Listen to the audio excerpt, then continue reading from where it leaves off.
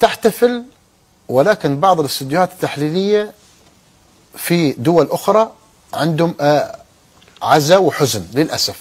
في كل مباراة يخرجون في تيشيرت المنتخب الخصم للمنتخب المغربي.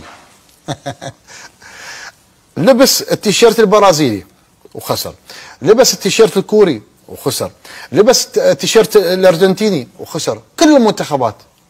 وبقت المغرب فوق السحاب مثل ما يقول لك اخواننا السعوديين. بيضطرون يوم يلبسون التيشيرت المغربي للاسف. الان يعني بيضطرون. الحل الوحيد انك تلبس التيشيرت المغربي حتى تحتفل مع المغاربه بهذا الانجاز. برامج رياضيه واستديوهات رياضيه تحتفل، او تريد المنتخب الخصم ان يحقق انتصار على المنتخب المغربي. شوف، شاء من شاء وابى من ابى، الراية الحمراء المغربية هي من تسيدت المشهد في كأس العالم للشباب، وهذا الشيء واقع وحقيقة لأداء مشرف لمدرب نزيه يعلم تماما كيف يوظف اللاعبين.